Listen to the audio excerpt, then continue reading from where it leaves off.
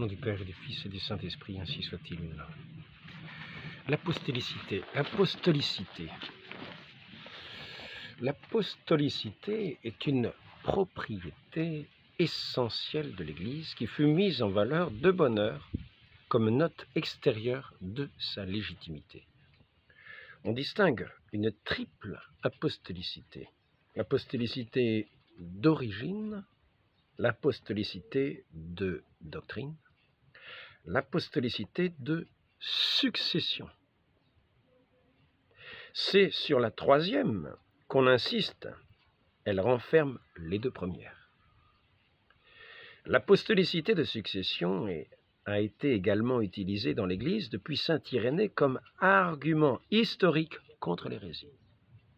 Et on en a fait la garantie et le critère de la légitimité, de la vérité et de la pureté de tout ce qui appartient à l'essence de l'Église et surtout de ses enseignements. L'Église est apostolique en ce que ses éléments essentiels proviennent des apôtres et sont transmis et garantis par la succession apostolique ininterrompue. Ces éléments sont la doctrine, le culte, les moyens de salut, les pouvoirs. Dans tous ces éléments essentiels, l'Église est demeurée identique à elle-même dans tous les temps et a conservé son unité intérieure. En cela réside l'apostolicité. Et dans la mesure où cela est connu, cette propriété constitue une note de l'Église.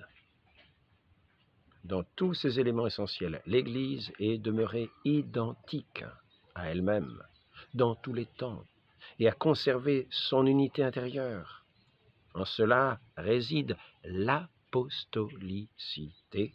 Et dans la mesure où cela est connu, cette propriété constitue une note de l'Église,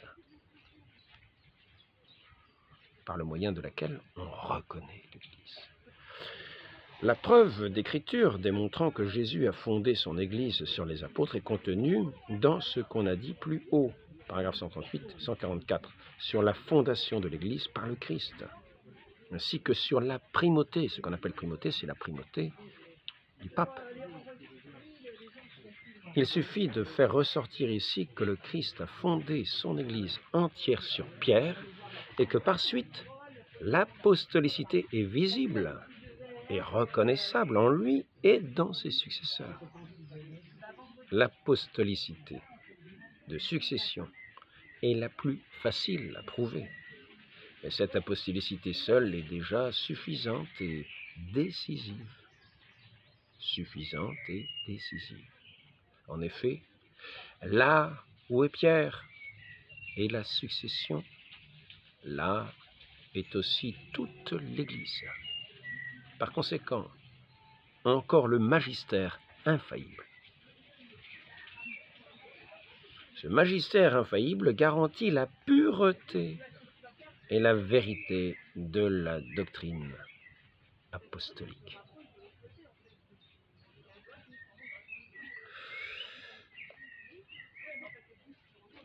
Pour prouver que l'apostolat est un ministère institué par le Christ et non seulement une mission temporaire, rappelons le choix des apôtres et leur mission.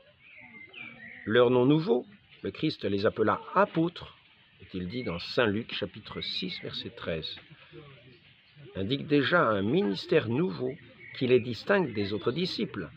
On les appelle encore les 12, eh bien les 12 apôtres. Saint Matthieu, chapitre 10, verset 2, Saint Marc, chapitre 6, verset 7, Saint Luc, chapitre 9, chapitre 9, verset 1, 17, verset 5, 22, verset 14, 24, verset 10, Saint Jean, chapitre 20, verset 21.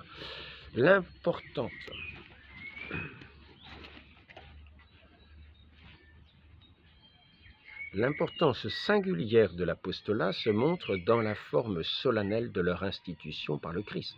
Plus tard, dans sa prière sacerdotale. Le Christ rapporte ce choix à Dieu. Jusqu'à 7 fois, il revient sur cette pensée. Ils étaient tiens, et tu me les as donnés. Saint Jean, chapitre 17, verset 6 et suivant. Les apôtres ont conscience de cette situation unique dans l'Église.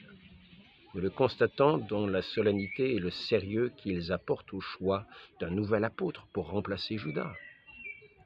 Actes des apôtres, chapitre 1, verset 15 et suivant. Dieu lui-même doit prendre la décision. On exige comme condition que le candidat ait connu personnellement le Seigneur et qu'il ait été témoin de sa résurrection. Son rôle est de recevoir dans ce ministère et cet apostolat la place que Judas a laissée.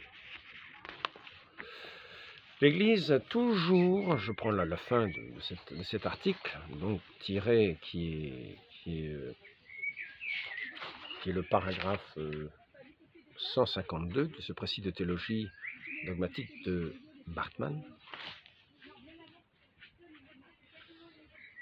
L'Église a toujours été en possession de ces 4 notes essentielles.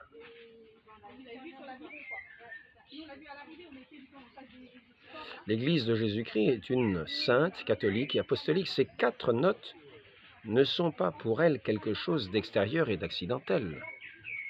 Elles lui sont nécessaires et essentielles. Elles découlent de la notion du royaume visible de Dieu sur la terre. L'Église a toujours été en possession de ces 4 notes essentielles, mais c'est l'hérésie qui, au cours des siècles, l'a forcée de les revendiquer d'une manière particulière. L'apostolicité fut affirmée au temps de saint Irénée contre les gnostiques. L'unité le fut au temps de saint Cyprien par saint Augustin et de saint Augustin contre les schismatiques. La sainteté fut en question au temps des controverses sur le baptême et la pénitence. La catholicité est la caractéristique particulière de l'Église depuis la grande défection du XVIe siècle.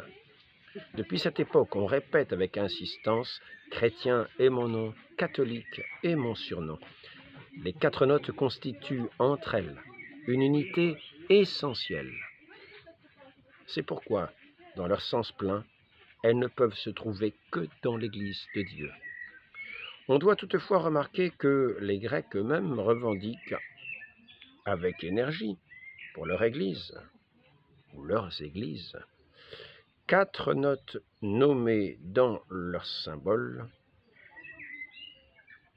Les 4 notes nommées dans leur symbole et tâchent de légitimer leurs revendications au moyen de textes, de l'Écriture et des pères.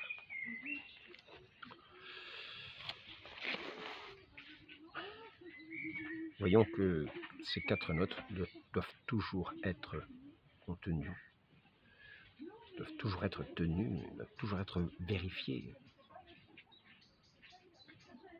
dans ce que l'Église a de son immutabilité, de son indéfectibilité, de son immutabilité jusqu'à la consommation des siècles.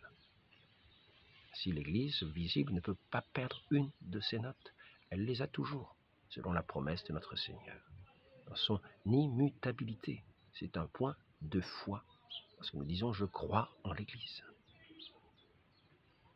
Donc si nous ne croyons pas que l'Église conserve ces 4 notes dans leur assertion pleine, dans leur sens plein, eh bien nous ne croyons pas en l'Église, nous ne croyons pas dans la parole de notre Seigneur qui a fondé cette Église.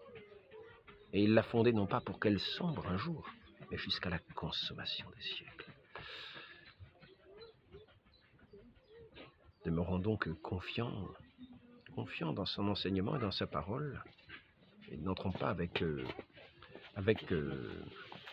certain scepticisme, à reculons. Au nom du Père, du Fils et du Saint-Esprit. Amen.